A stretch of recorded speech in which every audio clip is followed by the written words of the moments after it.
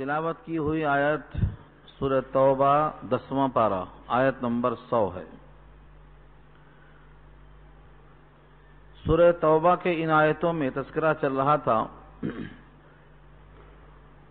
غزوہ تبوک سے واپسی کے بعد منافقین کے مختلف احوال اور کردار بتائے گئے، ان کا اخلاقی انحطاط بتایا گیا، اور درمیان میں دیہاتیوں کے صفات میں سے کچھ کی اچھائیاں بتائی گئی تھی۔ اب ان میں سے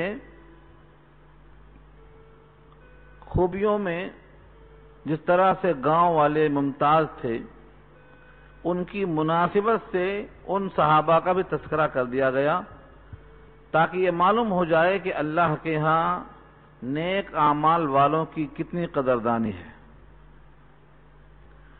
جو حضرات شروع سے سنتے آئے ہیں سورہ توبہ ان کو معلوم ہے کہ 5 قسموں پر تقسیم ہو کر اب تک کے احوال آپ سنتے آئے ہیں۔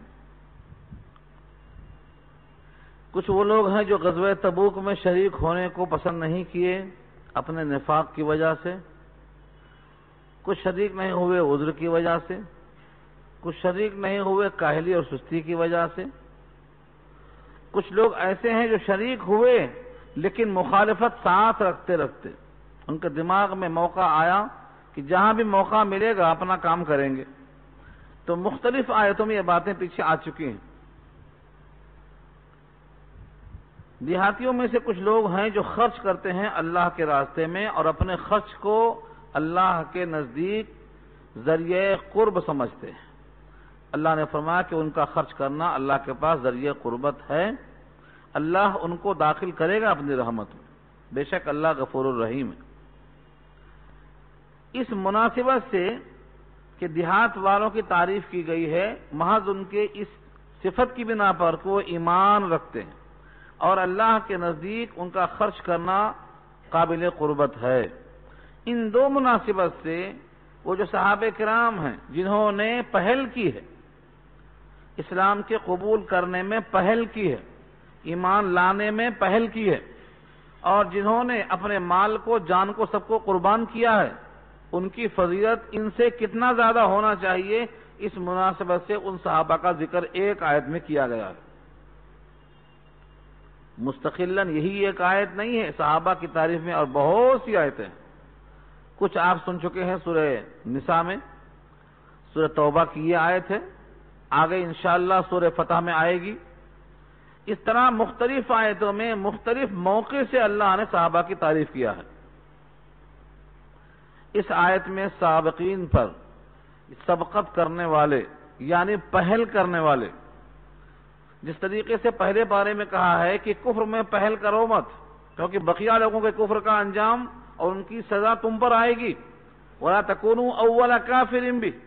تو کفر میں پہل کرنا جس طرح جرم ہے، ایسے ہی اسلام میں پہل کرنا اور قدیم الاسلام ہونا باعث فخر ہے۔ صحابہ کرام نے کب کب سبقت کی ہے؟ یہاں پر مہاجرین اور انصار کا حق اللہ نے تقسیم کیا ہے۔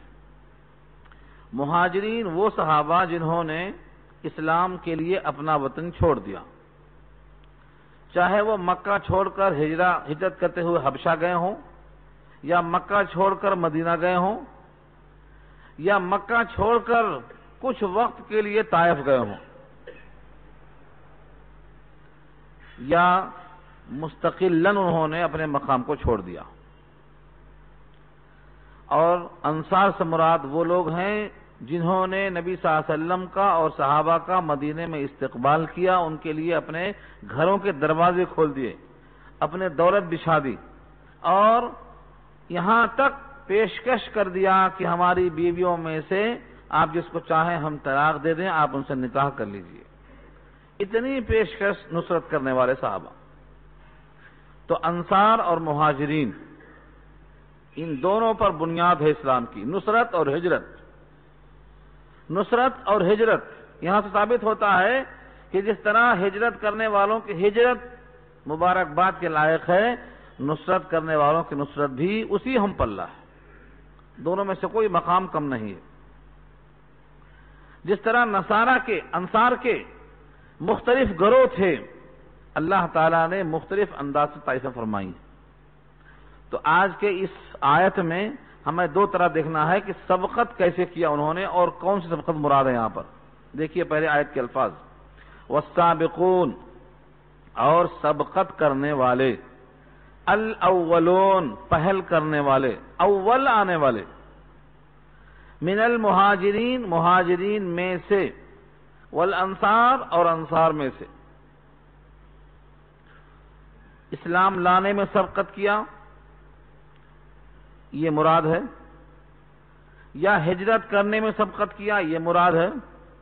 بعض لوگوں نے کہا جتنے صحابہ بدر میں شریک ہیں 313 مہاجرین انصار ملا کر، یہ پورے کے پورے سبقت کرنے والوں میں شامل ہیں۔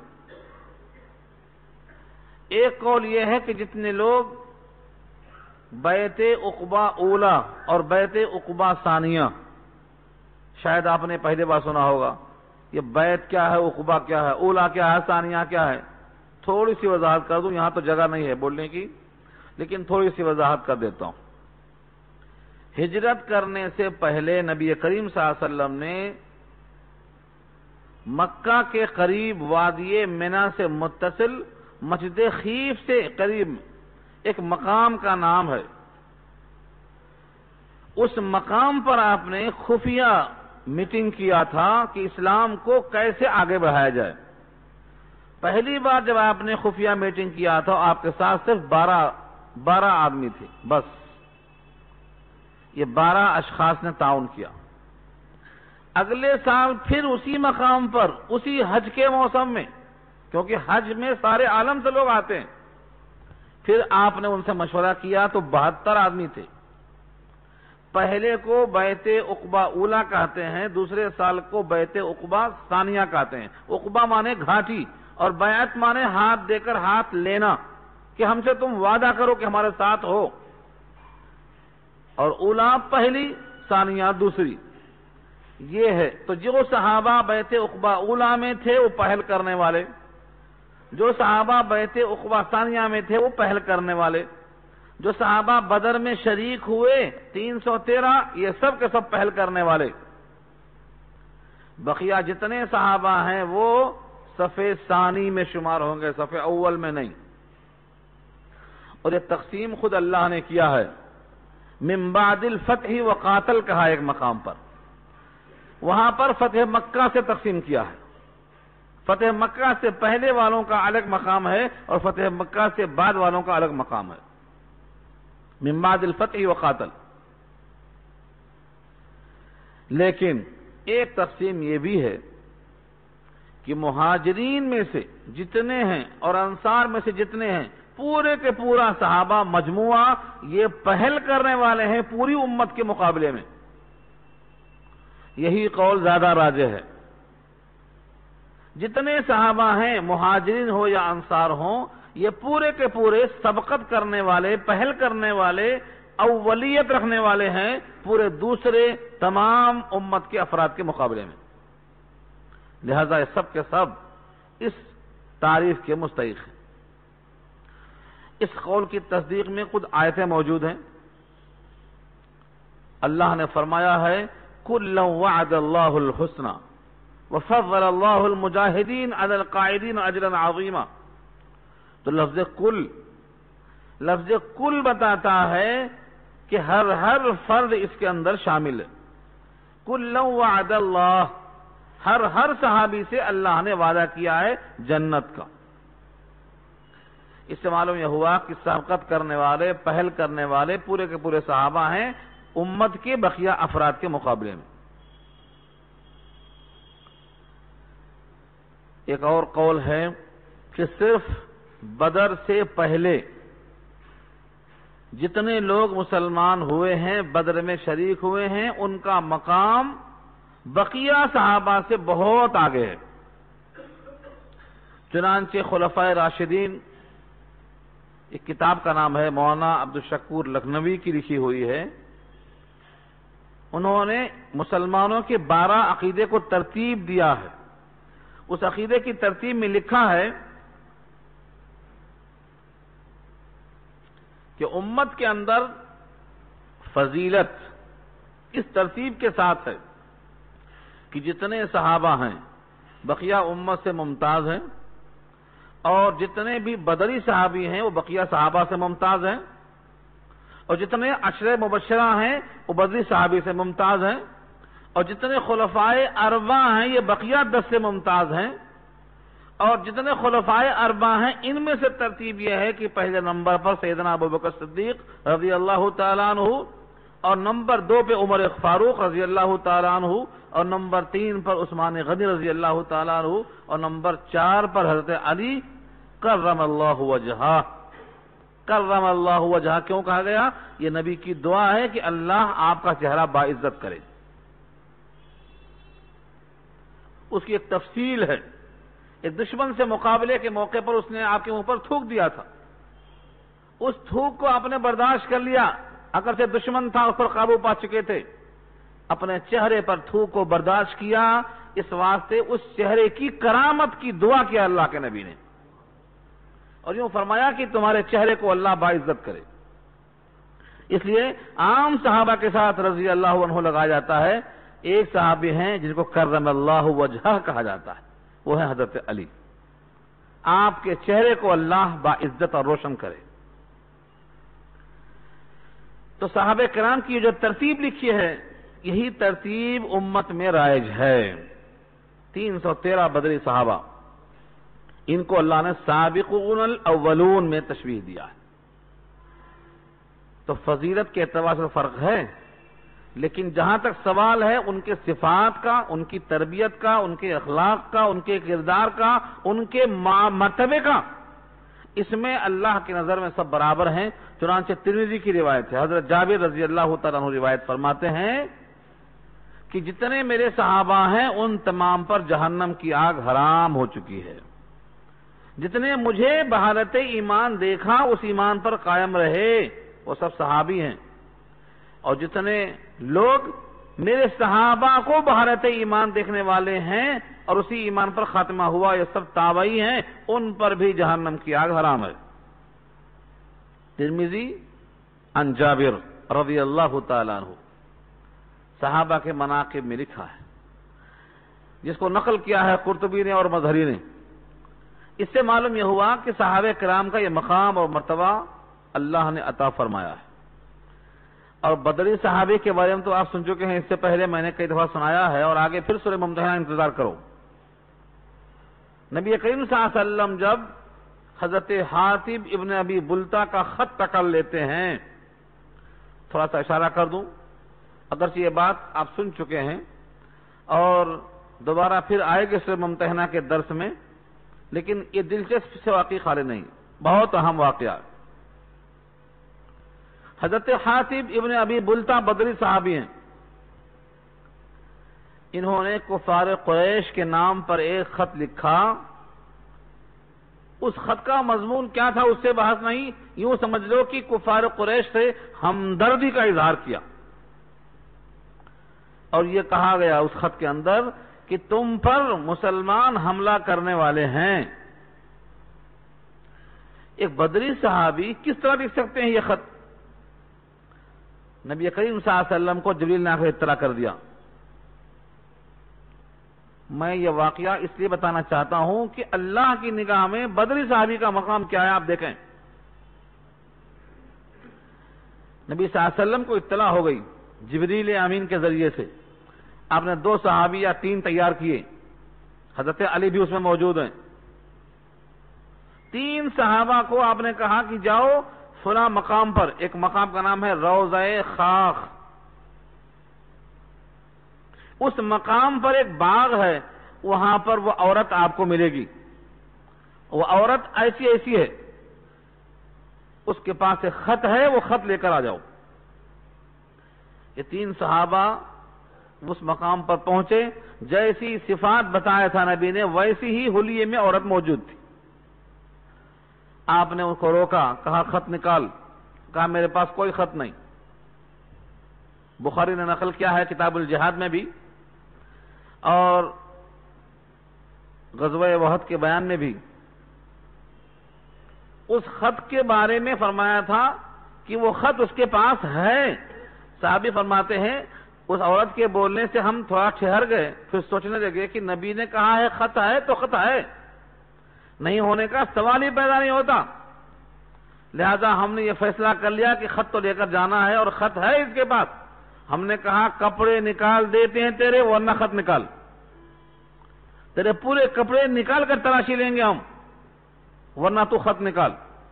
جب اس نے تیور دیکھا تو اپنے سر کے بال سے خط کو نکال کر اپنے ازار بند میں آہستہ سے ڈال لیا۔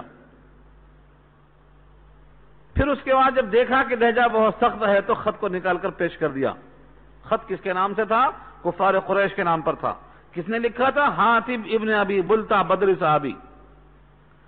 وہ خط لے کر جب پہنچے ہیں تو حضرت عمر موجود تھے، کہا اے اللہ کے نبی اجازت دو میں گردن مار دوں، کتنی بڑی غلطی کیا۔ حضرت حاتب کہتے ہیں جلدی نہ کرو، پہلے میری بات سن لو۔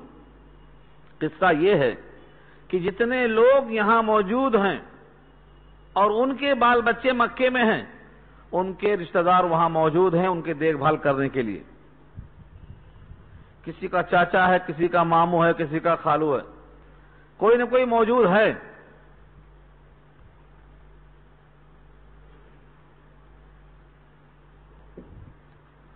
لیکن میرا کوئی نہیں ہے، میرا وہاں کوئی نہیں ہے۔ میں نے چاہا کہ کفار قریش پر اس خط کے ذریعے سے ایک احسان کر دوں، اس احسان کی بنا پر میرے بچوں کی دیکھ بھال ہو جائے گی، نگہبانی ہو جائے گی۔ رہا سوال اس سے مضر خط، اس خط کا اثر کیا ہوگا؟ مجھے یقین تھا رسول اللہ پر غالب کوئی ہو ہی نہیں سکتا، رسول اللہ کے لشکر پر کوئی دوسرا غالب ہو ہی نہیں سکتا، نہ کوئی نقصان ہو سکتا ہے۔ اس لیے جب ضرر ہو ہی نہیں سکتا ہے تو میرے احسان کرنے سے میرا کام بن جائے گا، اسلام کی شان میں کوئی فرق نہیں آئے گا۔ یہ سن کر پھر حضرت عمر نے کہا اجازت دو میں گردن مار دوں۔ فرمایا نبی صلی اللہ علیہ وسلم نے اے عمر تم کو نہیں معلوم یہ بدری صحابی ہیں، اور بدری صحابی کے بارے میں اللہ نے یہ کہا ہے اعملوا ما شئتم قد غفرت لکم، تم جو چاہے کرو تمہاری مغفرت میں نے کر دیا۔ حضرت عمر کی آنکھوں میں آنسو آ گئے کہ اللہ کو بدر والوں کا عمل اتنا پسند آیا کہ آئندہ کے لیے ان کو چھوڑ دیا۔ اللہ کی نگاہ میں صحابی بدری کا یہ مقام ہے، رسول اللہ کی نگاہ میں بدری صحابی کا یہ مقام ہے، جناب عمر کی نگاہ میں بدری صحابی کا یہ مقام ہے۔ بدری صحابی کی تعریف اللہ نے کیا ہے، اعملوا ما شئتم قد غفرت لکم، یہ حدیث نقل کیا نبی صلی اللہ علیہ وسلم نے۔ ہمیں اس سے یہ بات معلوم ہو گئی کہ سبقت کرنے والے صحابہ وہی مراد ہیں جو بدر میں شریک تھے، 313۔ یہ 313 کی تعداد وہی ہے جو جالوت اور طالوت کے لشکر میں جالوت کی جو ہے تعداد موجود تھی، طالوت کے لشکر کی تعداد بھی 313 ہی تھی، ان کو اللہ نے غلبہ عطا فرمایا۔ صحابہ کرام کے مزید اوصاف دوسری آیت میں سورہ فتح کی آیت میں کہا گیا ہے، اللہ نے کلمہ تقوی ان کے دل میں بٹھا دیا ہے، وَأَلْزَمَهُمْ كَلِمَةَ التَّقْوَى، ان کے اندر تقوی کا مقام قلب ہی ہے، ہاتھ پیر نہیں ہے تقوی کا مقام، اور جب تقوی لازم کر دیا ہے تو معلوم یہ ہوا تقوی ان کے دل میں ڈال دیا ہے، اور تقوی ہی سے انسان کا اکرام کیا جاتا ہے۔ وَأَلْزَمَهُمْ كَلِمَةَ التَّقْوَى وَكَانُوا أَحَقَّ بِهَا وَأَهْلَهَا، اور وہ زیادہ حقدار تھے اس کے اور زیادہ اہل تھے اس کے۔ اس سے معلوم کیا ہوا؟ تقوی کے وہ اہل تھے، تقوی کے زیادہ حقدار تھے، اور تقوی ایسی چیز ہے جس کا امتحان دوسرا کوئی نہیں لے سکتا سوائے اللہ کے، چنانچہ اس تقوی کا امتحان خود اللہ نے لیا ہے۔ اللہ فرماتے ہیں اولئک الذین امتحن اللہ قلوبہم للتقوی، تقوی کے مضمون میں ان کے دل میں تقوی ہے نہیں ہے، کتنا ہے؟ اللہ نے خود امتحان لے لیا ہے، اور وہ امتحان لے کر یہاں سند دے دیا ہے رضی اللہ عنہم ورضوا عنہ، کہ وہ اللہ سے راضی ہو گئے اور ان سے اللہ راضی ہو گیا۔ بقیہ سارے مومنین سے اللہ کی رضا کا اعلان آخرت میں ہوگا، جنت میں ہوگا، اور یہ صحابہ کرام سے دنیا ہی میں قرآن کے توسط سے اعلان کر دیا گیا کہ تم سے اب راضی ہو گئے، اور جن سے اللہ ایک بار راضی ہو جاتے ہیں پھر کبھی ناراض نہیں ہوتے۔ کیا اللہ کو نہیں معلوم تھا کہ یہ بعد میں کیا کرنے والے ہیں؟ سب کچھ معلوم ہے، وہ تو علام الغیوب ہیں۔ ایک بار جن سے راضی ہونے کا اعلان کرتے ہیں پھر ناراض نہیں ہوتے، اس لیے سارے صحابہ سے رضی اللہ تعالی عنہ کا خطاب دے کر رضا کا اعلان کر دیا۔ یہ تو ہوا مثبت پہلو، اللہ صحابہ سے راضی۔ منفی پہلو یہ دیکھو کہ جو صحابہ کرام کے راستے پر چلے گا اس کے لیے تو جنت یہاں بتائی گئی، لیکن جو صحابہ کے راستے سے الگ چلے گا وہ جہنم میں جائے گا، یہ بھی واضح کیا اللہ نے۔ چاہت کا دوسرا درجہ یہ ہے، ایک تو یہ ہے کہ تمہیں ہم چاہتے ہیں، تم ہم سے راضی ہو، ہم تم سے راضی ہیں، اس کی پختگی اور شدت کا اندازہ کرو۔ اللہ فرماتے ہیں جو صحابہ کرام کے راستے کے علاوہ کسی اور راستے پر چلے گا ہم جانے دیں گے، جہاں جائے گا پہنچے گا جہنم میں۔ وہاں لفظ صحابہ نہیں ہے، وہاں لفظ مومنین کا ہے۔ سورہ نساء 5واں پارہ 115 نمبر کی آیت ہے، وَمَن يَتَّبِعْ غَيْرَ سَبِيلِ الْمُؤْمِنِينَ نُوَلِّهِ مَا تَوَلَّى، اور جو چلے گا مومنین کے راستے کے علاوہ ہم جانے دیں گے جہاں جا رہا ہے، نُصْلِهِ جہنم، پہنچائیں گے جہنم میں۔ تو اس سے مطلب کیا نکلا؟ صحابہ کا راستہ رضی اللہ تعالی عنہ کا راستہ ہے، اور صحابہ سے الگ چلنے والوں کا راستہ جہنم کا راستہ ہے۔ اس سے آپ کو اندازہ ہو سکتا ہے کہ جو لوگ صحابہ پر تنقید کرنے کو جائز اور اہم سمجھتے ہیں ان کی تنقید ان کو کہاں لے کر جائے گی، اس سے خوب اندازہ ہو سکتا ہے آپ کو، کیونکہ نبی صلی اللہ علیہ وسلم کا حکم صریح موجود ہے۔ ترمذی کی روایت ہے، اذکروا محاسن موتاکم، اپنے مردوں کے صرف محاسن کو بیان کرو، خوبیوں کو بیان کرو، برائیوں کو بیان نہیں کرنا۔ کیوں؟ جس مقام پر پہنچنا تھا پہنچ چکے ہیں، اب ان کی برائیاں کرنے سے ان کی تو نصیحت نہیں ہو سکتی، ان کی خرابیاں دور نہیں ہو سکتی، ان کی اصلاح نہیں ہو سکتی، ہاں صرف تحقیر ہو سکتی، تذلیل اور توہین ہو سکتی ہے، اور آپ کا نام اعمال اس توقیر کی بنا پر خراب اور سیاہ ہو سکتا ہے۔ اس لیے اچھائیاں بیان کرو، خرابیاں بیان مت کرو۔ اگر کسی انتقال کرنے والے میں 100 میں سے 99 خرابیاں معلوم ہیں اور ایک اچھائی معلوم ہے تو وہ ایک اچھائی کو بیان کرنے کا حکم ہے۔ مگر عداوت انسان کو اس سے روکتی ہے۔ اگر جھگڑا تھا پہلے سے ساس میں اور بہو میں، ساس کا انتقال ہو گیا تو وہ بہو کیوں کہے گی اچھائیاں اس کی، وہ تو برائیاں بیان کرے گی، فطرت ہے۔ یہی ہے جگہ ہمیں بریک لگانے کی۔ ہم درس قرآن کریم میں شریک ہو کر سالہ سال سنتے آ رہے ہیں، ہم اپنے درس سے فائدہ کیسے اٹھائیں گے؟ ایسا محاسبہ کر کے ہمیں کرنا کیا ہے، ہم کر کیا رہے ہیں۔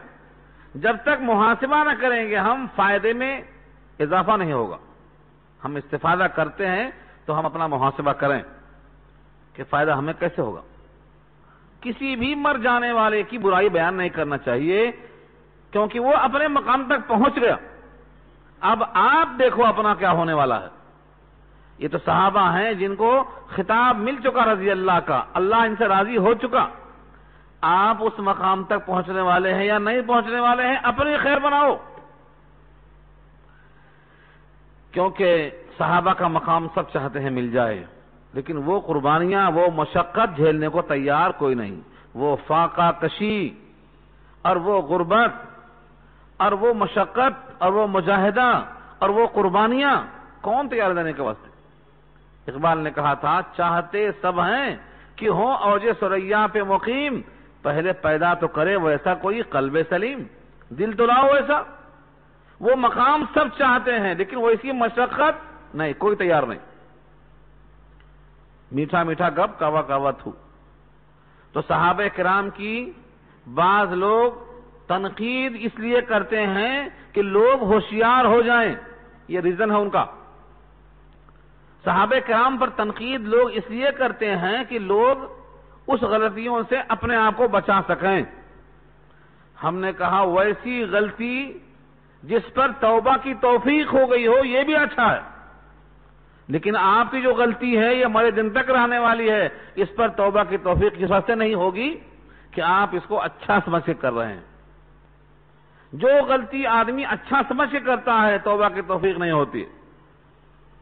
صحابہ کرام کے ہر عمل پر ان کو توبہ کی توفیق ہوئی، ان کا خاتمہ عافیت کے ساتھ ہوا۔ چنانچہ ہمارا عقیدہ یہ ہے تمام انبیاء معصوم اور تمام صحابہ محفوظ۔ محفوظ کی تعریف یہ ہے گناہ صادر ہوا لیکن وفات سے پہلے توبہ کر کے دھلنے کا موقع دے دیا اللہ نے، اس کو محفوظ کہا جاتا ہے۔ لیکن ہماری کیا ضمانت ہے؟ اس لیے ہمیں ان پر تنقید کرنے کے بجائے یہ سوچنا چاہیے جس کو خود کی اصلاح کرنا ہے اس کے واسطے شریعت کافی ہے، قرآن و سنت کافی ہے، حرام و حلال کے مسائل کافی ہیں، اتنے ڈائریکشن دیے گئے ہیں سب روشنی کے واسطے کافی ہیں۔ اب کسی اور مفکر مدبر کے ہمیں تنقید کے ذریعے اس سے روشنی حاصل کرنے کی ضرورت باقی نہیں ہے۔ لہذا صحابہ پر تنقید ہرگز جائز نہیں ہے اور تابعین پر تنقید جائز نہیں ہے، لیکن یاد رکھ لو جو صحابہ کی تنقید اور تابعین کی تنقید کر سکتے ہیں وہ اس زمانے کے علماء کی تنقید کرنے میں کیا تعامل کریں گے؟ اس سے کیا ہوتا؟ علماء سے بدظنی پیدا کر کے عوام کو علماء سے الگ کر دیا جاتا ہے، اس لیے علماء سے علم ان کو نہیں مل پاتا ہے اور عوام الگ تھلگ ہو کے رہ جاتی ہے۔ جب ان کا تعلق علم سے علماء سے کٹ جاتا ہے تو گمراہیوں میں شریک کرنے میں موقع ملتا ہے۔ اس لیے ہمیشہ یاد رکھو نبی صلی اللہ علیہ وسلم کا ارشاد موجود ہے، جو شخص بھی صحابہ کو عظمت کے ساتھ یاد کرے گا ان کے حق میں دعائے خیر کرے گا۔ یہ میں نہیں کہتا ہوں، 28واں پارہ کی آیت موجود ہے، والذین جاءوا من بعدهم یقولون، اور جو لوگ ان کے بعد یعنی صحابہ کے بعد دنیا میں آئے وہ کہتے ہیں، کیا کہتے ہیں؟ ربنا اغفر لنا ولی اخواننا الذین سبقونا بالایمان ولا تجعل في قلوبنا غلا للذین آمنوا ربنا انک رؤوف رحیم۔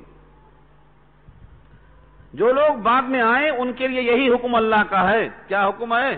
ہمارے پروردگار ہماری مغفرت فرما اور ہمارے ان بھائیوں کی مغفرت فرما جو ہم سے سبقت کر گئے ایمان میں، یہی سبقت کرنے والے ہیں۔ والسابقون الاولون سبقونا بالایمان ولا تجعل في قلوبنا غلا، اور ہمارے دل میں ان کے بارے میں کوئی غل و غش، کوئی کھوٹ نہ پیدا ہونے پائے۔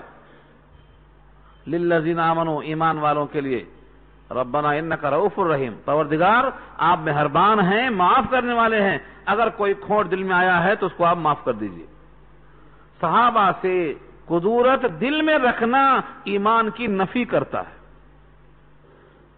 چنانچہ نبی صلی اللہ علیہ وسلم نے بخاری میں بڑے اچھے ترازو رکھے ہیں، ترازو فرمایا انصار سے محبت ایمان کی علامت، انصار سے بغض نفاق کی علامت، اور فرمایا جو میرے بعد خلیفہ ہو میں اس کو وصیت کرتا ہوں کہ انصار کی تمام اچھائیوں کو قبول کرنا، ان کی خامیوں سے درگزر کرنا، وصیت کیا حضور صلی اللہ علیہ وسلم نے۔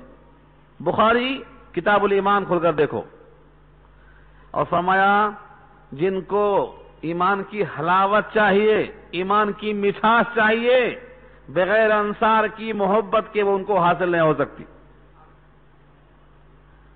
تو جب صحابہ کرام کے دل میں عظمت آئے گی تو تابعین کی عظمت آئے گی، علماء کی اور علم کی عظمت آئے گی، اور جب آپ کو حقارت وہی سے شروع ہو گئی، صحابہ ہی سے بدظنی پیدا ہو گئی، تو آپ تابعین کو کیا سمجھیں گے، ائمہ کو، علماء کو کیا جانیں گے؟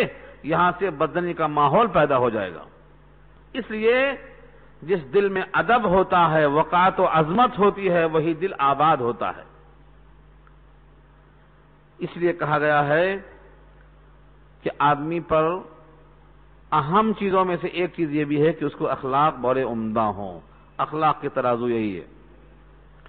جب نام اعمال تولا جائے گا، ایمان کے بعد سب سے زیادہ اہم چیز جو تولنے میں کارآمد ہوگی وہ آدمی کے عمدہ اخلاق ہوں گے، اور اخلاق کا ترازو یہی ہے۔ نبی صلی اللہ علیہ وسلم کو سب سے اعلیٰ اخلاق دیا اللہ نے، انک لعلی خلق عظیم، اور اخلاق کا تقاضا یہ ہے کہ کسی سے بدگمان نہیں ہونا بلا وجہ، کسی سے بدگمان نہیں ہونا۔ ان بعض الظن اسم، بعض گمان گناہ ہے، اللہ فرماتے ہیں جو بعض گمان گناہ ہیں تو صحابہ سے اور تابعین سے بدزنی اور بڑی گناہ ہوتی ہے۔ تو یہ اس آیت کا تقاضا یہ ہے۔ دیکھیے صحابہ کرام کے بارے میں وضاحت اللہ کی طرف سے آ گئی، اور سبقت کرنے والے، پہل کرنے والے مہاجرین میں سے اور انصار میں سے، والذین تبعوہم بإحسان، اور وہ لوگ جنہوں نے ان کی اتباع کیا احسان کے ساتھ، یعنی خلوص دل سے، رضی اللہ عنہم، تابعی آ گئے، یہ دونوں یعنی مہاجر و انصار کی جنہوں نے اتباع کیا وہ کون ہیں؟ تابعی، صحابی اور تابعی دونوں سے، رضی اللہ ان سے راضی، عنہم ان سب سے، ورضوا عنہ اور وہ سب راضی ہو گئے اللہ سے۔ یہاں سے معلوم یہ ہوا صحابہ بھی اللہ سے راضی تھے اور تابعین بھی اللہ سے راضی تھے، ان دونوں پر رضامندی اللہ کی۔ اسی لیے کہا گیا ہے کہ صراط مستقیم کا تعین کیا گیا، پوچھا گیا اللہ کے نبی ما الصراط المستقیم، قیل للنبی صلی اللہ علیہ وسلم ما الصراط المستقیم، پوچھا گیا اللہ کے نبی صراط مستقیم کیا ہے؟ فرمایا ما انا علیہ واصحابی، جس پر میں ہوں اور میرے صحابہ، صراط مستقیم ہے۔ کون سا راستہ ہے؟ ایک مقام پر پوچھا گیا کہ 73 فرقے ہیں اس امت کے، ایک جنتی ہوگا، 72 جہنمی ہوں گے۔ صحابہ نے پوچھا وہ ایک جنتی کون ہوگا؟ فرمایا ما انا علیہ واصحابی، جس پر میں ہوں میرے صحابہ، جس پر میں ہوں نہیں کہا، جس پر میں ہوں اور میرے صحابہ، یعنی صحابہ میرے راستے پر ہیں، اور کہیں اگر جزوی طور پر نئے زمانے کی وجہ سے انہوں نے کوئی بات پسند کر کے اجماع کر لیا تو وہی راستہ جنت والا ہے۔ ما انا علیہ واصحابی فرمایا۔ اس سے ہمیں سبق لینا چاہیے کہ صحابہ کا عمل حجت ہے، صحابہ جس کام پر جمع ہو جائیں ہم اس کا انکار نہیں کر سکتے۔ اسی واسطے کہا گیا ہے قرآن اور سنت یہ دونوں دلیل ہیں، اس میں نہ ملے تو اس پر قیاس کریں گے، اور وہاں بھی نہ ملے تو صحابہ کا اجماع دیکھیں گے، اور اس پر ہم کو عمل کرنا ضروری ہے۔ اب اس کے بعد دیکھیے آپ وَأَعَدَّ لَهُمْ جَنَّاتٍ، اللہ نے ان صحابہ کے لیے تیار کر دیا ہے، اعدہ فعل ماضی ہے، تیار ہے ان کے لیے کیا؟ جنات، باغات، جنت کی جمع جنات، جیسے باغ کی جمع باغات، تجری بہتی ہیں، تحتها الانہار، اس کے نیچے سے نہریں۔ قرآن کریم میں ہر جگہ من تحتها الانہار آیا ہے، یہ ایک ہی مقام ہے جہاں من کے بغیر تحتها آیا ہے، من کے بغیر یہاں آیا جنات تجری تحتها الانہار۔ من عام طور سے تبعیضیہ ہوتا ہے، کبھی کبھی زائدہ بھی ہوتا ہے، ایسے باغ تیار کر رکھے ہیں جن کے نیچے سے نہریں جاری ہوں گی، خالدین فیہا، اس میں ہمیشہ رہا کریں گے، پھر لگایا ابدا، ہمیشہ ہمیشہ، اس کی کوئی مدت نہیں، نہ موت آئے گی، نہ بڑھاپا، نہ بیماری، نہ وہاں سے تخلیہ کی نوبت آئے گی، نہ مکان کبھی بوسیدہ ہوگا بدلنے کی نوبت آئے گی، ہمیشہ ہمیشہ۔ ایسی جنت کو پانے کے لیے کچھ تو کرنا پڑے گا، اسی لیے صحابہ نے سب کچھ کھو دیا مگر جنت کو حاصل کر لیا، سب کچھ کھو دیا اللہ کی رضا کو پا لیا۔ آج تو لوگ کسی حال میں اللہ کی رضا ملے نہ ملے دنیا کی کوئی چیز چھوٹنے نہ پائے۔ حج میں بھی جائیں گے تو کہیں گے اللہ مجھے مستجاب الدعوات بنا دے، میری ہر دعا قبول ہو۔ یہ دعا بھی اس واسطے کراتے ہیں کہ تاکہ آنے کے بعد زمین لے لو، نوکری لے لو، گھر لے لو، جو چاہے مانگ لو اس کے بعد، اس لیے بولتے ہیں یہ۔ وہاں جا کر بھی اس کا احساس نہیں ہوتا ہے کہ اے اللہ میں آپ کے گھر میں آپ کی رضا چاہتا ہوں، آپ راضی ہو گئے تو بس میرے لیے، اللہ کا راضی ہو جانا یہ کافر سمجھتا ہے حاجی. کیوں؟ ان کو بتایا یہ گیا ہے وہاں جا کر بھی میرے لیے مانگ لینا، خالہ میرے لیے یہ کر دینا، میرے واسطے وہ لے آنا، وہی دنیا کی طلب یہاں بھی جاری. کم سے کم اس کو چھوڑ دو جو اللہ کے گھر جا رہا ہے، اللہ کو اللہ سے مانگ لے. اللہ کو اللہ سے مانگنے کا تصور نہیں ہے. جس کو اللہ مل جائے گا اسے کیا نہیں ملے گا. جس بندے کا اللہ ہو گیا اور جو بندہ اللہ کا ہو گیا اس کے درمیان میں کیا خلا باقی رہے گا. من کان للہ کان اللہ لہ، جو اللہ کا ہو گیا اللہ اس کا ہو گیا، اور جس کا اللہ ہو گیا ساری کائنات اسی کے واسطے ہے. عرش و قلم آپ کی خاطر، یہ کیا بات، کائنات کی ہر چیز اللہ نے آپ واسطے رکھ دیا. سخر لکم ما فی السماوات وما فی الارض جمیعا منہ، زمین و آسمان میں جو کچھ ہے سب تمہارے خاطر مسخر کر دیا اللہ نے، تم اس کے واسطے ہو جاؤ. تو کم سے کم ایسا موقع آئے تو ہم ان سے کہہ کر یہ وہ بجائے مانگنے کے اللہ سے اللہ کو مانگیں، اللہ کی رضا کو مانگیں. اللہم انی اعوذ بک برضاک، اللہ میں آپ کی پناہ چاہتا ہوں آپ کی ناراضگی کے خوف سے، اور آپ کی رضا چاہتا ہوں میں آپ کی ناراضگی کے خوف سے. یعنی اللہ کی رضا چاہنا اور اللہ سے اللہ کی پناہ مانگنا، یہ بندے کو جب حاصل ہوتا ہے تب اس کو لذت ملتی ہے. یہ لذت صحابہ کو مل گئی تھی. اللہ فرماتے ہیں ذالک الفوز العظیم، یہ ہے بڑی کامیابی، یہ اصل بڑی کامیابی ہے. دنیا کی کوئی چیز مل جائے یہ بڑی کامیابی نہیں ہے، جنت کے اندر داخلہ مل جائے یہ بڑی کامیابی ہے. یہ تو ایمان والے صحابی کا حال تھا، اس سے پہلے دیہاتیوں کے ایمان کا تذکرہ تھا. اب یہاں سے پھر مدینہ کے قریب میں جو حوالی مدینہ کہلاتا ہے وہاں جو منافقین تھے ان کے حوال پھر شروع ہوتے ہیں بڑے ہی اچھے انداز میں. اس میں آپ غور کریں کہ مدینہ وہ مقام ہے جو بھٹی کی طرح ہے. جیسے لوہا بھٹی میں ڈال دیں تو اس کا زنگ پورا جل جاتا، کوئلے میں لال چمکتا، پورا زنگ نکل جاتا. مدینہ بھٹی کی طرح ہے. اگر کسی کا نفاق مدینے کے اندر رہ کر بھی ختم نہیں ہو رہا ہے تو اس کا زنگ بہت پختہ ہے، اب اس کو نکلنے کی امید نہیں ہے. الفاظ دیکھیے، وَمِمَّنْ حَوْلَكُمْ، اور تمہارے ارد گرد. حول جس کو آپ بولتے ہیں ماحول اچھا ہے. ماحول کیا ہے؟ جو ارد گرد ہے وہ اچھا ہے. ممن حولکم، اور تمہارے گرد و پیش میں سے، من الاعراب، دیہاتیوں میں سے، منافقون کچھ،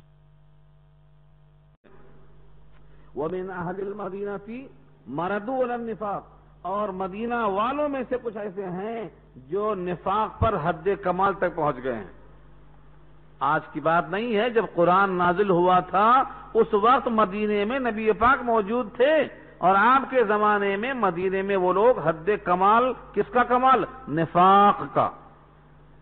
مردوا علی النفاق، نفاق کے حد کمال پر پہنچ گئے تھے. ایک تو نبی کی صحبت ہے، مدینے کی آب و ہوا ہے، قرآن کے نزول کا زمانہ ہے، مگر یہ نفاق پہ اڑے ہوئے ہیں. بظاہر تو نظر نہیں آتا، ان کے لباس، ان کے حلیے، ان کی نمازیں، طور و طریق. اللہ فرماتے ہیں لا تعلمہم نحن نعلمہم، آپ ان کو نہیں جانتے، ہم ان کو جانتے.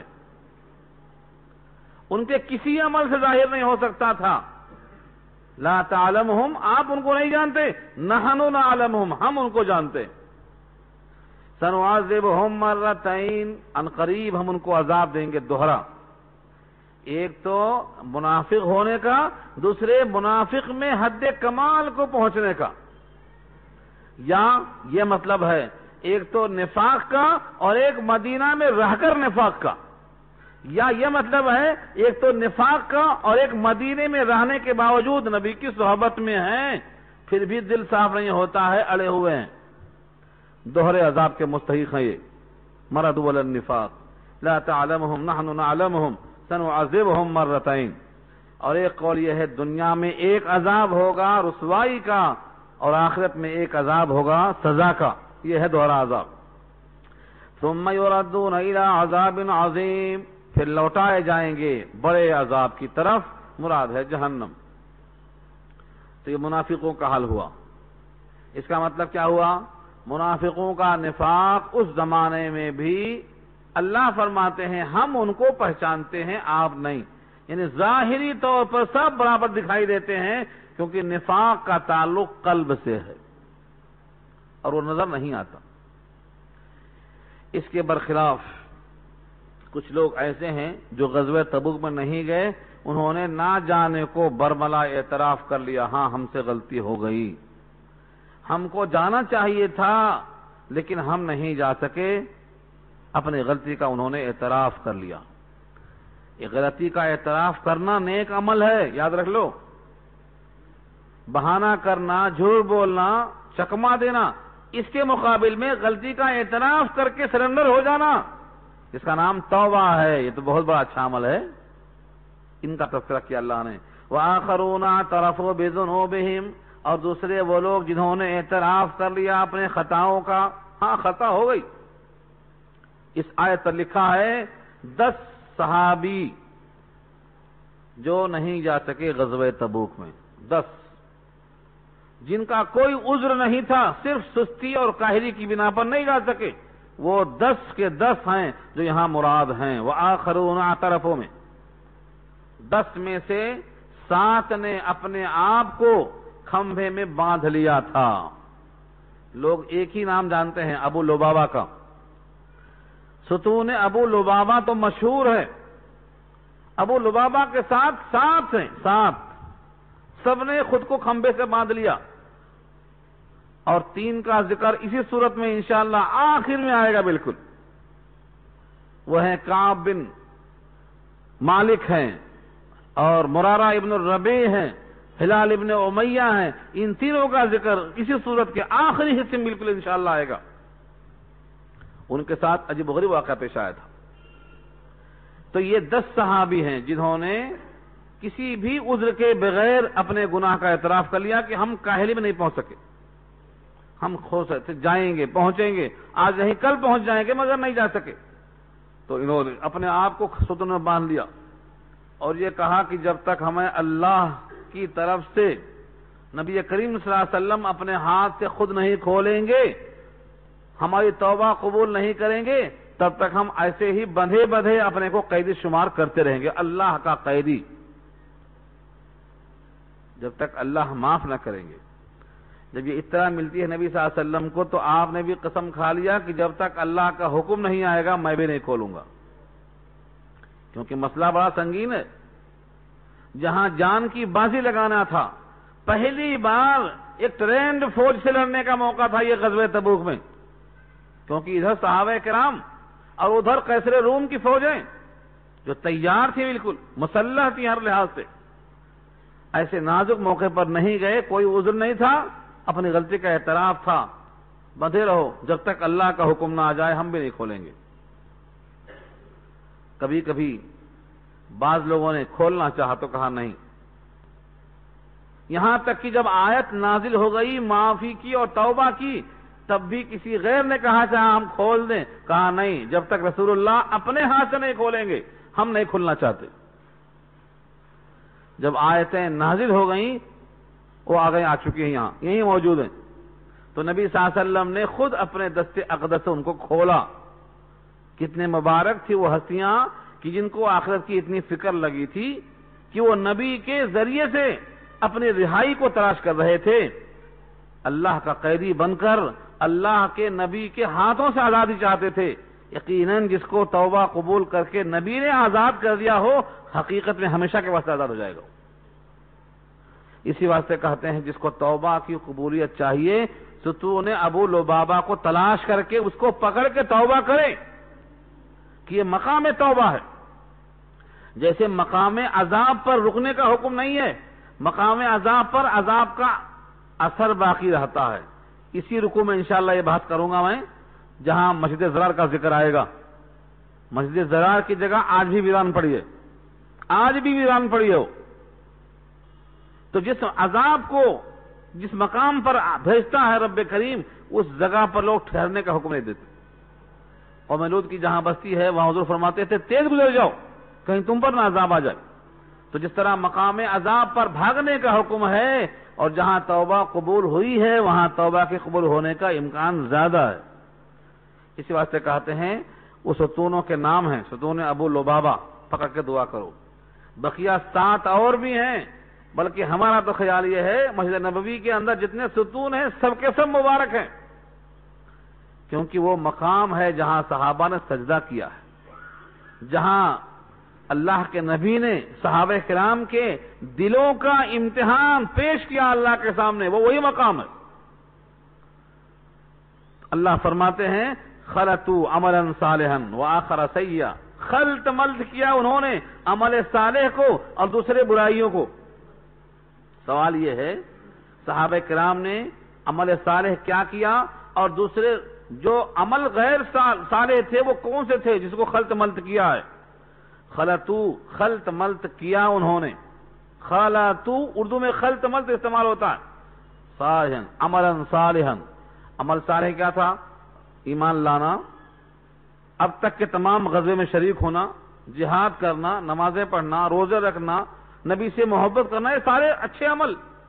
اور سیئہ سے مراد کون سا عمل ہے؟ غزوہ تبوک میں نہ جانا, کاہلی کے باوجود, سستی کے باوجود اور بلا کسی وجہ کے نہ جانا اور اس کا اعتراف کر لینا, یہ سب چیزیں شامل ہو گئی. اللہ فرماتے ہیں عسى اللہ ان يتوب علیہم, امید ہے کہ اللہ ان کو معاف کر دے. عسى اللہ کیوں کہا؟ امام قرطبی لکھتے ہیں جہاں جہاں اللہ امید دلائیں وہ یقیناً کے معنی میں ہوتا ہے.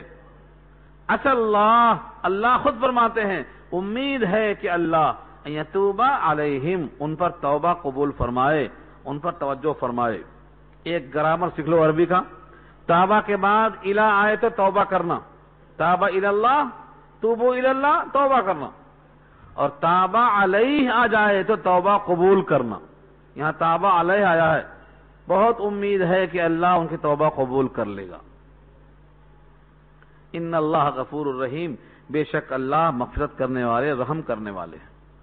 یہ صحابہ چھوٹ گئے 10 کے 10 اس آیت کے بعد قیامت تک کے واسطے جب بھی جو بھی مسلمان اب ہیں ان کا یہی موقف ہے, خلطوا عملا صالحا وآخر سیئا.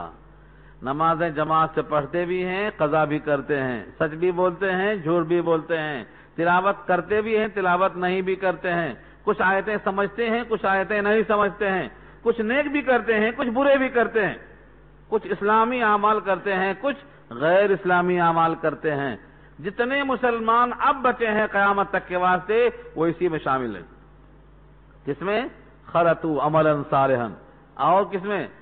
گناہوں کا اعتراف بھی تو کرتے ہیں. آپ روزانہ کیا کہتے ہیں؟ اللہم انی ظلمت نفسی. یہ کیا ہے؟ اعتراف نہیں ہے؟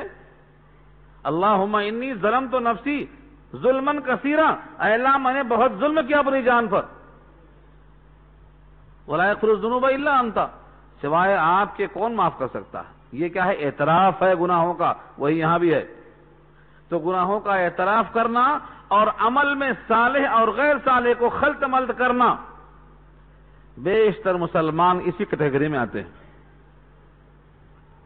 ان پر بھی اللہ سے امید ہے کہ اللہ ان کو معاف کریں گے, بس سچی توبہ کی ضرورت ہے. سچی توبہ ابو لبابہ کی طرح, جیسے اللہ نے کہا ہے توبۃ نصوحا, عسى اللہ یتوب علیہم, امید ہے اللہ ان کو معاف کریں گے. اللہ غفور الرحیم ہے.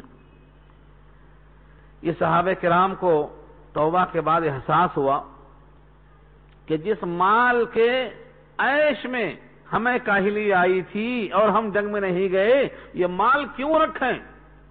توبہ کی تکمیل یہ ہوگی کہ سارا مال نبی کے حوالے کر دیں. چنانچہ یہ پورا مال لے کر حاضر ہو گئے. اسی مال کی وجہ سے ہم نہیں جا سکے, غزوہ تبوک میں کاہلی پیدا ہوئی تھی. یہ اسباب عیش کیوں رکھنا, آئندہ غلطی نہ ہو پائے. پورے مال لے لو. آپ نے کہا نہیں, پورے مال لینے کا حکم نہیں ہے, توبہ آپ کی قبول ہو گئی. اللہ نے فرمایا ان کی توبہ کی تکمیل یہ ہے کہ جب یہ مال لائے ہیں پورا مال تو مت لو, آدھا مال تو مت لو, ہاں 1/3 لیا جا سکتا ہے, تہائی مال لے لو. اور مال لینے کے بعد ان کے حق میں دعائے رحمت بھی کرو. آپ کی دعائے رحمت سے ان کے دل کو تسکین ہوتی ہے. اس کے بعد جب بھی کوئی صحابی آئے, اللہم صلی علی آل ابی اوفا فرمایا. اوفا ابو اوفا مال لے کے آئے تو کیا کہا؟ اللہم صلی علی آل ابی اوفا، ان پر رحمت فرما. ظاہر یہ ہے کہ نبی رحمت کی دعا کسی خاندان پر جب یہ ہو کہ اے اللہ اس پر رحمت فرما، تو اس کے لیے دل میں تسلی ہونا یقینی ہے. یہ حکم ہمیشہ کے واسطے ہے. جب بھی کوئی کسی کو، مدرسے کو یا مسجد کو یا کسی ادارے کو یا کسی تنظیم کو یا کسی کار خیر کو جب بھی کوئی مال پیش کرے تو ان پر لازم ہے کہ ان کے حق میں دعا کریں اسی آیت کے ذریعے سے. آیت کے الفاظ دیکھیے، خذ من اموالہم، خذ لے لو. یہ خذ امر کا صیغہ ہے، صیغہ واحد ہے، براہ راست خطاب ہے اللہ کے نبی کی طرف. خذ آپ لے لو، من اموالہم ان کے مال میں سے. اگر یہ من نہ ہوتا تو ان کے اموال لے لو، نہیں، من اموالہم ان کے اموال میں سے. وہ کتنا ہے؟ 1/3 ہے. اس کی تشریح دو وجہ سے. ایک تو لفظ من تبعیض کی وجہ سے آتا ہے، مال میں سے لے لو، پورا مال نہیں لینا ہے. اور دوسرے ایک صحابی تھے، انہوں نے کہا میرے تو کوئی ہے نہیں، ایک بچی ہے، میں چاہتا ہوں پورا مال خیرات کر دوں. آپ نے کہا نہیں، ورثہ کے واسطے رکھنا ہے. کہا ٹھیک ہے آدھا رکھ دیں گے بچی کے واسطے. کہا نہیں، آدھا خیرات نہیں کر سکتے آپ. کہا 1/3. کہا 1/3 بھی بہت ہوتا لیکن پھر بھی آپ کر سکتے. تو آپ نے 2/3 رکھا بیٹی کے لیے اور 1/3 آپ نے اللہ کا قسم دے دیا. تو کسی بھی وارث کو ورثہ کے حصے کو ختم کرنے کا جواز نہیں ہے. ہاں 1/3 کی حد تک وہ وصیت کر سکتا ہے، اسے زائد نہیں کر سکتا. وہ اگر کر بھی دیا تو نافذ نہیں ہوگی. اس طریقے سے حکم دیا صدقتاً، بطور صدقے کے. فرمایا توبہ تو قبول ہو گئی تھی، یہ صدقہ پھر کیسا ہے؟ فرمایا جب کوئی گناہ ہو جاتا ہے توبہ قبول ہو جاتی ہے، پھر بھی اس گناہ کی ظلمت کی چھاپ دل پہ رہ جاتی ہے. صدقہ دینے سے وہ چھاپ ہمیشہ کے واسطے ختم ہو جاتی ہے. جناب عائشہ رضی اللہ تعالی عنہا کو جب یاد آتا کہ جنگ جمل میں وہ جنگ میں شریک تھی اور مسلمان دو طرف سے کٹ گئے، سووں میں انہوں نے قربانیاں پیش کی اور سینکڑوں اونٹ انہوں نے خیرات کیے، پھر بھی اتنا روتی تھی کہ ان کا دوپٹہ بھیگ جاتا تھا. یہ کیوں روتی تھی؟ یہ تاکہ اس گناہ کی ظلمت نہ ہونے پائے. تو جب کوئی آدمی سے غلطی ہو جائے، کفارہ ادا کر دے، پھر بھی جب دل میں احساس ہو ندامت کا تو آنسو بہانے سے وہ ظلمت ختم ہو جاتی ہے. یہ ہے صدقتاً.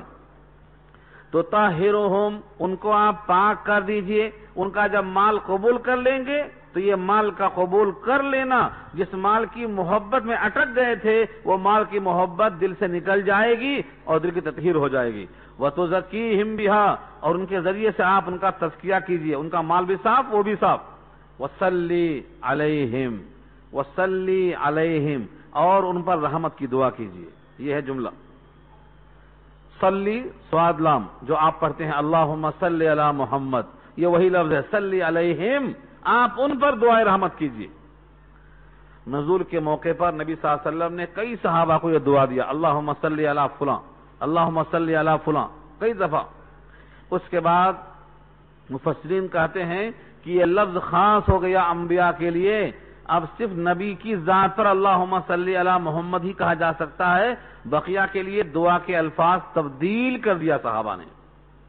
اس سے آپ دعا نہیں دے سکتے. آپ یہ نبی کے لیے خاص تھا اور نبیوں پر اسی سے دعائے رحمت کی جاتی تھی. لفظ صلاۃ خاص ہو گیا انبیاء کے لیے. اور اب کسی بندے کو اگر دعا دینا ہے تو دو دعا دینا چاہیں دے سکتے ہیں، مگر الفاظ بدل کے دیں گے آپ.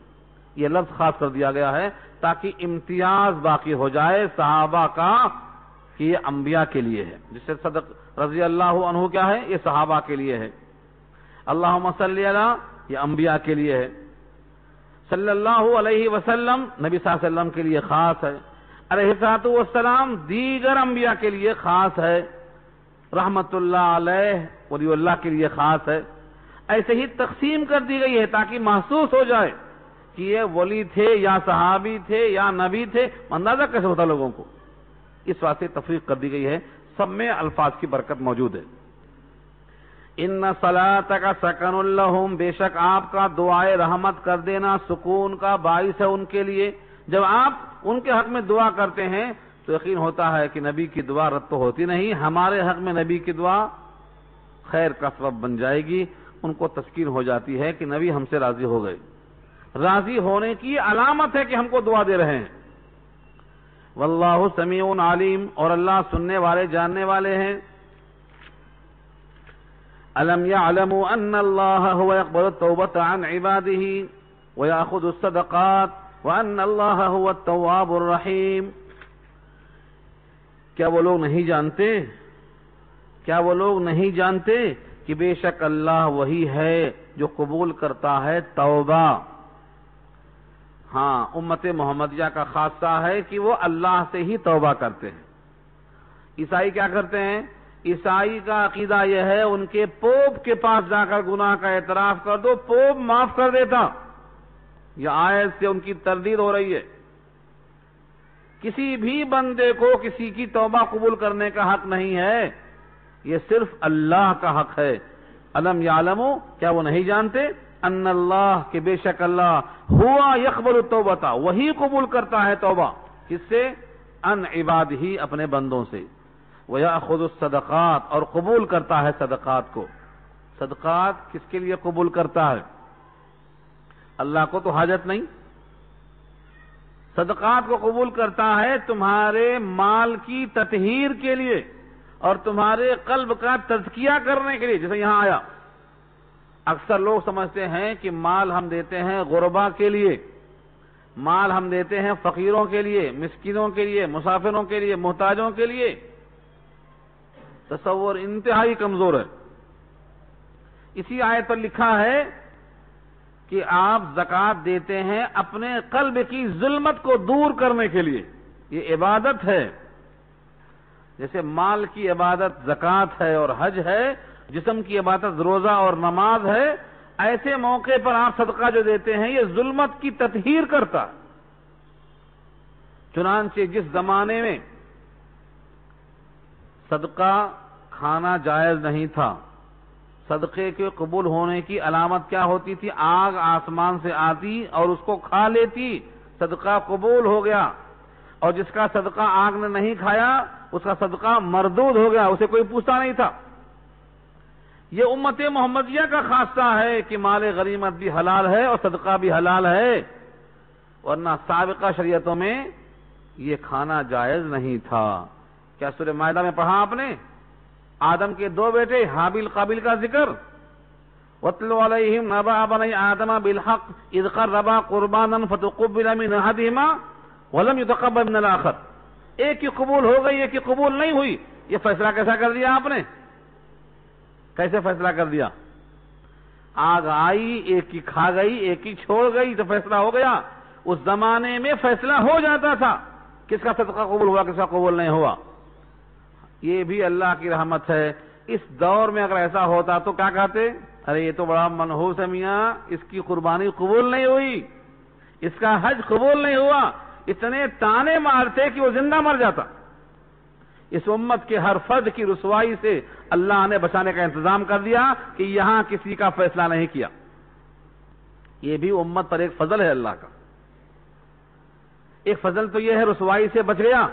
کیا آپ کو معلوم ہے حابیل کو قابیل نے قتل کیوں کیا؟ اسی میں تو قتل کیا۔ میری قربانی قبول نہیں، اس کی قبول ہو گئی، اور اوپر سے چکما دیتا ہے انما یتقبل اللہ من المتقین۔ متقی ہوتا تو تیری قبول ہوتی، متقی نہیں تھا، قبول تیری نہیں ہوئی۔ کہا اچھا اب میں تجھے قتل کر دوں گا، چھوڑوں گا نہیں، اب تجھے میں قتل کر دوں گا، لاکھ ترنک کہا۔ یہ غصہ کیوں آیا؟ اسی بنیاد پر آیا۔ تو ذریعہ ہتک بن جاتا تو ایک عزت جاتی اور دوسرے غربا کو کھانے کا موقع نہیں ملتا۔ یہ امت کتنا کرم ہے اللہ کا کہ ایک طرف غربا کا انتظام ہو گیا اور ایک طرف ان کا پردہ پوشی کا انتظام ہو گیا۔ تو زکوٰۃ کیوں ہوتی؟ قلب کی تطہیر کے لیے، ظلمت کی چھاپ ختم کرنے کے لیے۔ اگر بفرض محال آگ کی طرح یہاں بھی آگ آتی اور کھا جاتی تو بھی ہمارے واسطے حکم وہی تھا۔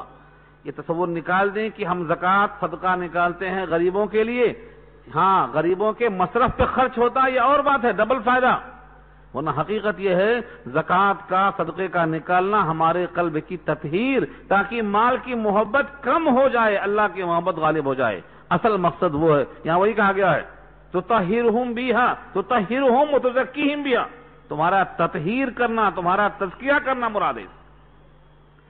تو اللہ قبول فرماتے صدقات کو، وَأَنَّ اللَّهَ هُوَ التَّوَّابُ الرَّحِيمُ، اور بے شک اللہ وہی توبہ قبول کرنے والے، رحم کرنے والے ہیں۔ اس کے بعد 2 آیتوں میں ایک اہم اور مضمون آ رہا ہے، وَقُلِ اعْمَلُوا، اور کہہ دو عمل کرتے جاؤ، فَسَيَرَى اللَّهُ عَمَلَكُمْ، ان قریب اللہ تمہارے عمل کو دیکھ لے گا، وَرَسُولُهُ، اور اس کے رسول، وَالْمُؤْمِنُونَ، اور ایمان والے، تم کرتے جاؤ، تمہارے عمل سے خود معلوم ہو جائے گا تم کیسا کر رہے ہو، وَسَتُرَدُّونَ إِلَىٰ عَالِمِ الْغَيْبِ وَالشَّهَادَةِ، اور ان قریب تم لوٹائے جاؤ گے اس ذات کی طرف جو جاننے والا ہے غیب کو بھی اور حاضر کو بھی، فَيُنَبِّئُكُم بِمَا كُنتُمْ تَعْمَلُونَ، اور ان قریب تم کو بتلا دیں گے جو کچھ تم کیا کرتے تھے، تمہارے سارے کرتوت اللہ تم پر واضح کر دیں گے۔ اور دوسرا گروہ وہ ہے جس نے گناہوں کا اعتراف نہیں کیا، ابھی کیا سن رہے تھے آپ، جس نے گناہ کا اعتراف کیا ان کا حال یہ تھا، وَآخَرُونَ مُرْجَوْنَ لِأَمْرِ اللَّهِ، اور دوسرا گروہ وہ تھا جن کا معاملہ پینڈنگ میں ڈال دیا، مرجون ارجاؤن کے معنی مہلت دے دینا، ڈھیل دے دینا، مؤخر کر دینا، فیصلہ ہی نہیں ہوا ابھی، اور دوسرے وہ لوگ ہیں جن کا معاملہ خدا کا حکم آنے تک ملتوی کر دیا، لِأَمْرِ اللَّهِ، اللہ کے حکم سے، اللہ کا حکم آئے گا تو ان کا فیصلہ ہوگا، اما يعذبهم و اما يتوب علیہم، یا تو ان کو اللہ عذاب دیں گے یا ان کو اللہ معاف کریں گے، اللہ علیم حکیم یعنی علم و حکمت والے ہیں۔ یہاں سے 3 آیتوں میں ایک بہت طویل بحث آ رہی ہے جس کا نام ہے مسجد ضرار، بنی تو تھی مسجد لیکن تھی ضرر پہنچانے کے لیے، اس کو حضور نے ڈھانے کا حکم دے دیا، اس میں بڑے مسائل ہیں، بڑی طویل گفتگو ہے، وقت ہو چکا ہے، اگرچہ رکوع ابھی باقی ہے، انشاءاللہ یہ آیت نمبر 107 سے گفتگو آئندہ ہفتے میں ہم رکھیں گے۔